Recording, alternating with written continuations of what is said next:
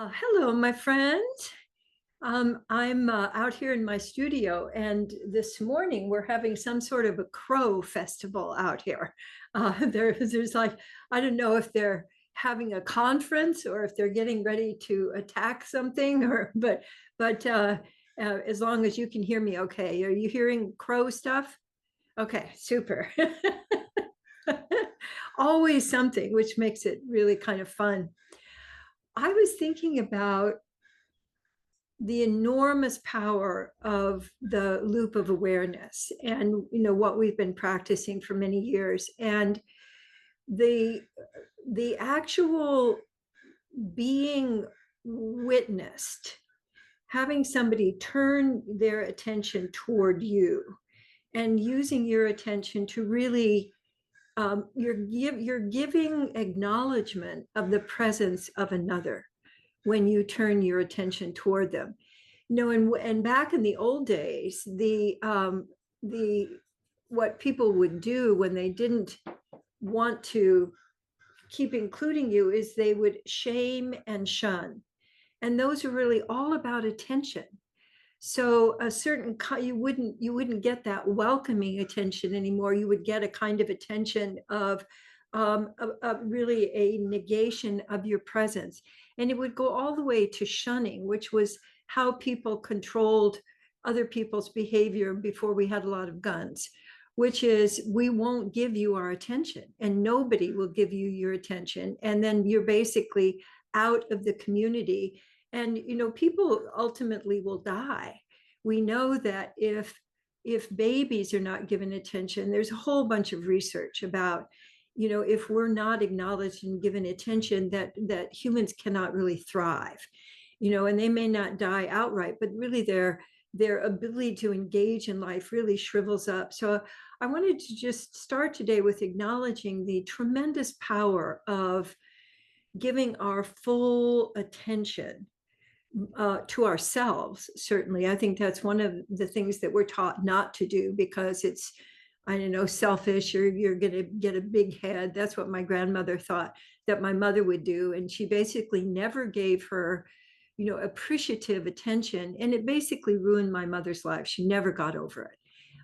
And, always felt like she was less than, and she was always looking for other people to acknowledge her, but she couldn't receive it, but because she had never learned to that open giving and receiving of attention. And so I wanted to appreciate you all for giving attention to attention, because it's really noticing. It is your skill in noticing. And as we've been playing with all of the different attributes of attention, the one that popped up for me today is that when you shift your attention, you shift your noticing, you're literally making yourself smarter. You're creating more neural connections. You're allowing yourself to notice more, which makes your life richer, but it also increases your circulation.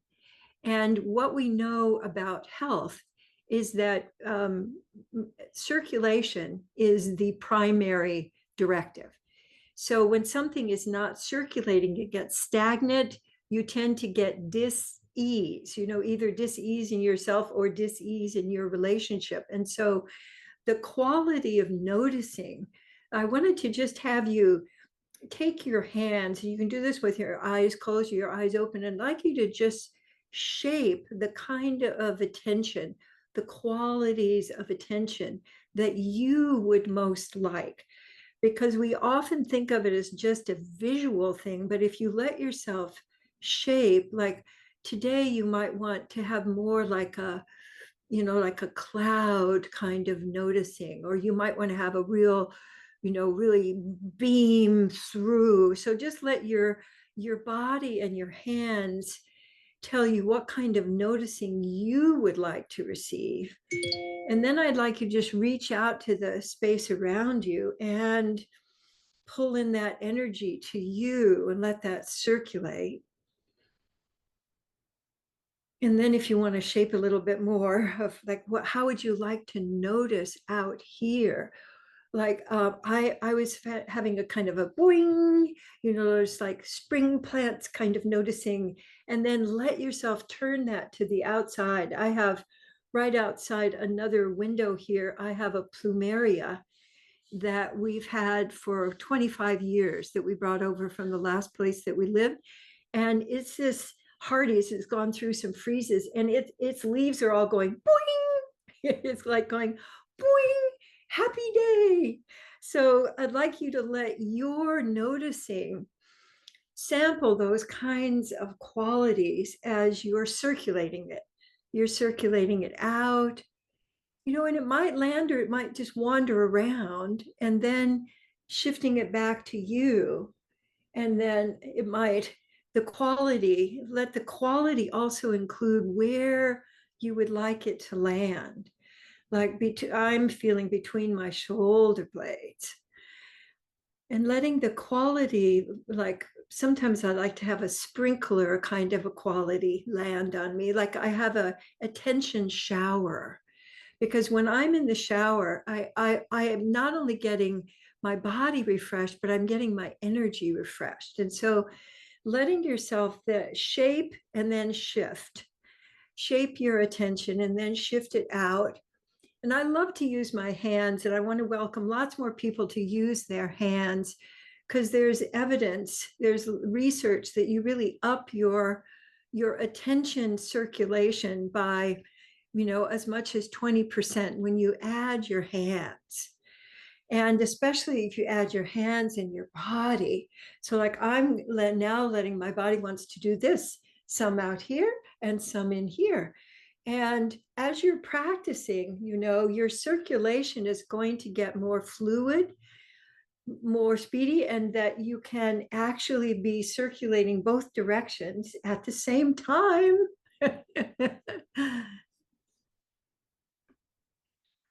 And then just take a moment and just notice the kinds of refreshment that you notice, both in your body sensations, but then also in your vision. So for me, what's happened with my vision is that uh, everything is brighter and sort of more boing. I'm noticing the perkiness. So here it's morning time, and all of the plants have been refreshed by the morning dew, and bees are running around sampling the plumeria. And those qualities we can enjoy inside ourselves as well as when we are looking. And so notice if you've increased your your sense of presence. So I'm also noticing that I can feel my feet even more. I can feel my energy moving up and down my spine. And I could feel my breath relax. Yeah, beautiful. So just take a moment to enjoy that, because most of us, we go on, okay, now I got to get to work, or, and now there's stuff to do, rather than savoring.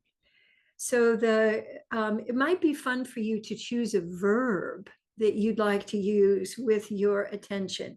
So the savoring came to me, but, circulating, uh, juicing, let yourself just see if there's a verb that arises that you might be able to add to your exploration of your loop of awareness. When you add your hands, you're also creating love scoops. So you're letting your attention do an energetic love scoop. You could let your hands do that, but your attention could do that all the time. And it's a kind of a welcoming that we've talked about before. Welcoming is a great verb. It's a great all-purpose verb, because, I spent a lot of my time, in the last 10 years going, no, this cannot be happening. I cannot be experiencing this. And when I'm welcoming, I wake up my own ability to let things go through, let things go by, and let myself organize, giving my attention in the way that I want to, rather than in the way it might be captured. So that's our little practice for that part of our exploration together. And do you have the picture ready, Michelle? Super. So I'd like you to shape and shift your attention into the collage and noticing what you notice. I love all of the textures of this, and then letting that attention circulate back to you to see how your body is receiving the image, and let yourself circulate back and forth. Every time I look at these, even though I've had them for years, I see something different. And I have an additional appreciation for Kirsten, who was the artist who co-created with me, and all of the different textures and levels and archetypes and metaphors that are in these. So let your attention circulate, and I'm going to read these to you a couple of times. Sentence first. I know my stress signals and can shift easily into responsive presencing. Ooh, that's a loaded sentence. I know my stress signals and can shift easily into responsive presencing. And then the question is, how can I feel the connection between my body postures and mental attitudes, and then use that knowledge to open to discovery? How can I feel the connection between my body postures and mental attitudes, and then use that knowledge to open to discovery? So shifting into responsive presencing. So your loop of awareness is a quick way to shift into presencing. So your stress signals, a couple of places that I suggest you look at. One is your jaw, another is your shoulders, another is your feet. I notice that one of my stress signals is that my toes start gripping. And it's a subtle one, but when I notice it, I notice that it affects the whole bottom part of my body, because when I grip my toes, then everything else, I'm not getting as much circulation, and I don't feel myself rooted and being able to receive the energy of the earth moving up through me. So what I've been studying over the last period of time is how quickly I can notice when I've moved into stress, and then how easily I can shift into presence again with my breath, with slowing down, with shifting my awareness. And I find that the easiest one is to shift my loop of awareness several times, excuse me, and then that shifts me into presence again. And when I'm in presence, then I can respond rather than reacting. So I invite you to play with that this week, as rather than stealing yourself or pushing through or waiting until you're overwhelmed by stress. How easily and quickly can you open up to stress signals and make a shift so that you're presencing again?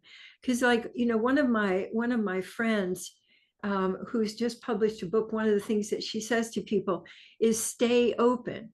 And I say to myself, no, I don't know anybody who can do that. And so if we try to stay open, we're going to create stress just by doing that. So if we can recognize stress signals and then make the shift. And for me also, it's moving my body, because I notice that so many of us go into a freeze or a faint when we're experiencing stress. And so the more easily I can, just find, how does my body want to move? Usually an ooze or a wiggle brings me back into presence again. So a lot of us also go up. When we're in stress, we get heady, we try to figure it out, we start judging and interpreting, and that just keeps the stress going.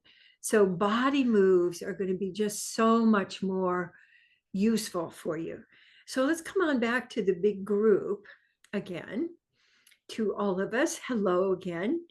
And I'd like you to, from the things we were exploring about how you shift into presence, I'd like you to note down one or two things that actually you felt working for you today. So you note them down because you're going to forget them, because the other thing that happens when we're in stress is that we forget how to get out of it, because stress takes over. We kind of go, ah. So the simpler, the better, and something that you can do several times. And that's why I find that shifting my attention and shifting my posture, those work really well for me. So if you find something else that works really well for you, it would be great to put it in the chat, this time or the next time we get together, so that we're sharing our discoveries about what really works for us.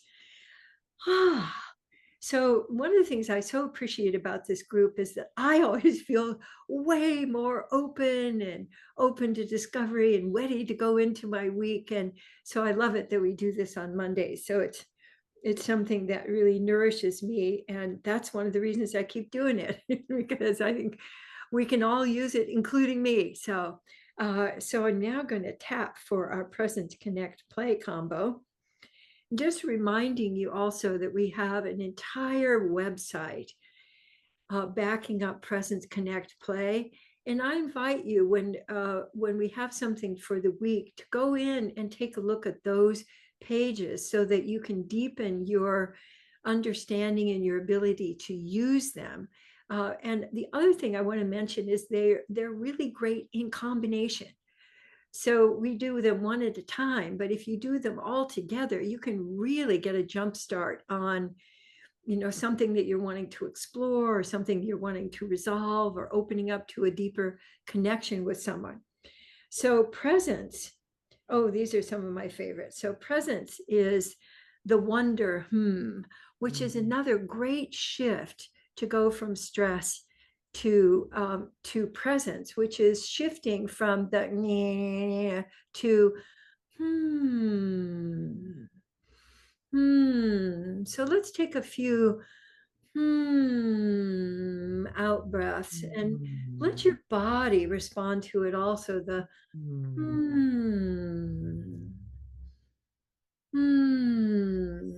And as I've been practicing this over the years, my has gotten so much more robust, and it reaches more places. So I can feel it in the middle of my back now. I can feel it all the way down through the bottom of my ribs, which did not used to be the case. And the will shift you from your critical brain to your wonder brain. And I found that it takes between 3 and 6 to make the shift. So I invite you to experiment with what actually shifts me from to and repeat liberally through the day. We have the sense of, with instant gratification, I've done that. Now I can get back to work, and I've gotten in the habit of humming many times through the day. Anytime that, and it doesn't have to be if something's wrong. If I just want to really enjoy something more, I have a fresh basket of blueberries that I want to really enjoy. I'm going to my way through them rather than just gobbling them. So the wonder is a very quick way to present yourself. Now, if you add to that, Connect says, appreciate everyone as a work of art. And what I want to add to that is to appreciate everyone as an evolving work of art, because that then eliminates our need to adjust everybody's work of art, like, it's not quite right, I'm going to sort of move this around. Can you imagine if somebody came to Picasso and said, the eye is in a very strange place, I think you should move it over here. So if you literally intend and experience and loop to others as an evolving work of art, I think that this would solve all of our social problems and our political problems. If I genuinely experienced other people as an evolving work of art, and then I notice when I go into judgment and and then I come back to my connecting to them as an evolving work of art, I have seen so many instances where people who look like they're definitely going to be an enemy, absolutely melt without me doing anything other than what I'm just sharing. Ming, and literally being willing to see them as an evolving work of art. They get it. People receive that. They receive your attention and your intention. And so if I see somebody and I see something in somebody else that I go, ooh, or I then go, okay, where does that live in me? And what do I eat and about myself? And then I apply the and appreciating the work of art. What just popped into my mind was bonsais and the evolving work of art, but they are in all kinds of different shapes. And we don't go out and say, you should be straight. We don't say to the trees, you should look different. So, or be different. So we each contribute to the amazing experience of being here on the planet if we allow people to be evolving works of art. So play says commit and act. So a lot of us are, particularly now, I think we dither a lot or cogitate a lot or worry. And those are kind of the opposites of committing, because committing is to gather yourself and take yourself in a chosen direction. And so when you commit, you're at and then act, you can rewire your brain over time to move from indecision and fear into taking actions that will actually make a difference. So for me, every day, I commit to doing something that is in my control. So I sort the files.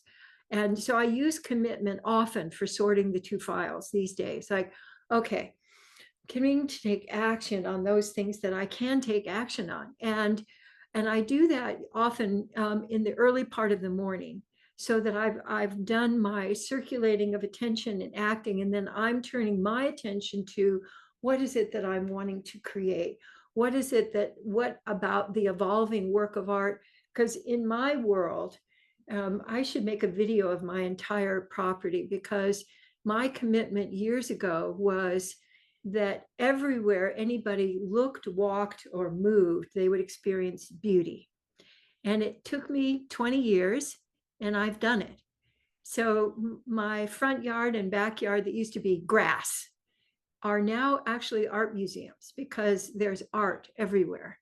And there's also plants everywhere, and color and birds.